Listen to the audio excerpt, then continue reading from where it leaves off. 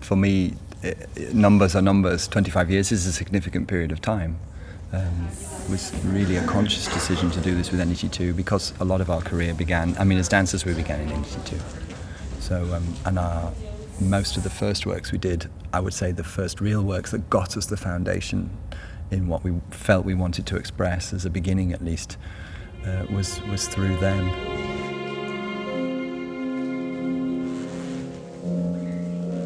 And it's important that we do it with NDT2. Though for us is not easier now because we are not been working with them for a little bit a period of few years. They are not used to us. They are not used to, oh my God, this is serious. The intensity of take it, because we are very, very passionate.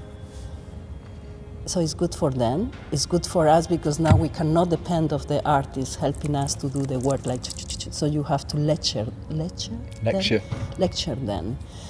So this has become more intense. At the same time you are lecture them, you realize, yes, I want to do it. I want you to do it like I want it. So you know what I mean? So it's not just about celebrating the 25th anniversary, it's about passing on the legacy of what has been the artist in NDT.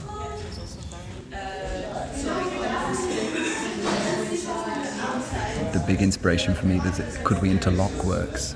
That they didn't have to sit in its traditional form of showing a piece, having a break, and do another one, because I thought there could be an extra level or layer of emotion by interlocking works that will somehow create a journey more than just, oh, here are some of our ballets, some old, some new. That this could be saying more as, let's say, a longer poem with very different verses and very different feelings within it. I have the opportunity to paint 25 years with 3 pieces. It's quite beautiful for me to actually have 25 years of my life dedicated intensively to something and then talk about it lightly. Max, he wrote a piece of music called 24 Postcards in Colour, and each of them are minute little stories. And I was saying to Sol, well, there's 24 of them, and we're 25 years together. Let's take all 24 and pick a memory from each year. We didn't use all 24. We didn't have enough time, but it's going well. I hope we finish on time. The 2 spots that we choose was Sad Case and Subject to Change, and they were specifically important in our career, not because we think it's the best ballet, but the mood of Sad Case, the energy, the psychological trip we were in was very different to what happened to Subject. Sad Case was just like a huge blast. For me, it's one of, in the studio, it's one of my favorite pieces of all of our works. The energy that is portrayed in the ballet was because I was pregnant of 7 months. It was something totally new for me, and we were so extremely physical. It was positive, funny, physicality, and the aesthetic was white. It works on stage and people get that massive tsunami of energy flying at them, A, through the music and B, through the dancers. Originally we started this piece with another type of element of music, but the daughter was conceived in Mexico. I have my 3rd echografia and I saw this creature, beautiful. I didn't know if it was a girl or a boy, but then we say, let's change it. Let's change the music into mambo because it was Mexico was so into my hormones.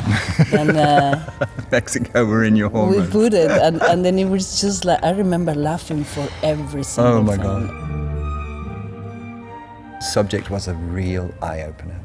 And for me, it was huge to make this work. And after it happened, I was just lost it completely.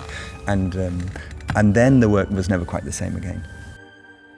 Saura was 4 years old, and they will come sometimes few moments to the studio. And then by the 3rd day, we start the piece. The nanny, it calls Ruth, she got sick. It was very bizarre because we actually had begun with Mozart's, Allegri's Miserere Me, and we had made one of the parades. And I was in the studio one day and I said, you know, this music's so beautiful, but what about using this? And I played the Death and the Maiden from Schubert.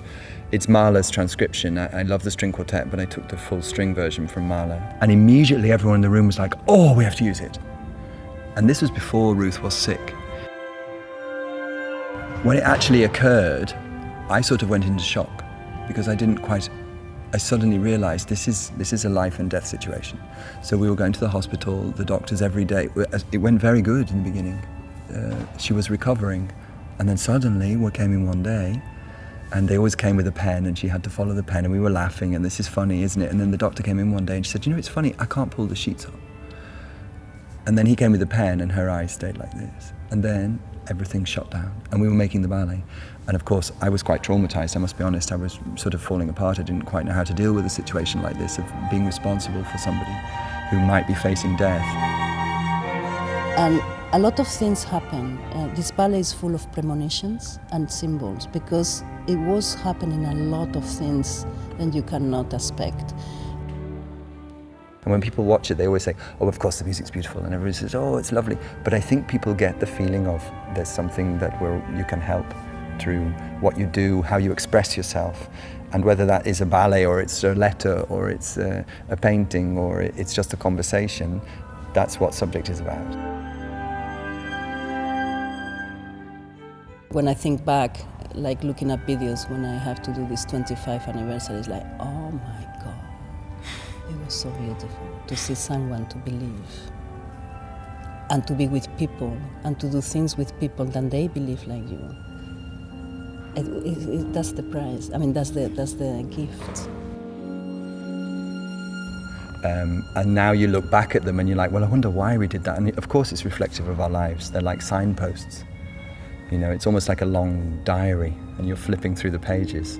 There's no way I could cover the whole 25 years in one evening or in a season, and I don't want to do that. I want to celebrate it in a more contained way.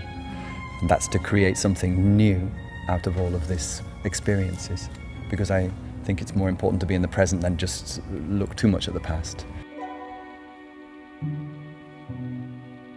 I did went back when we started, how we felt, how we work, and I realized, oh my God, we were so special.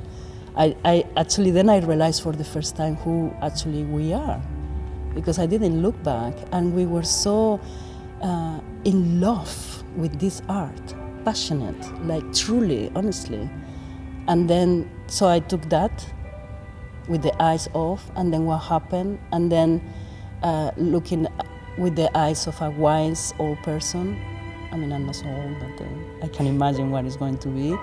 It kind of embraced the circle, and I like it.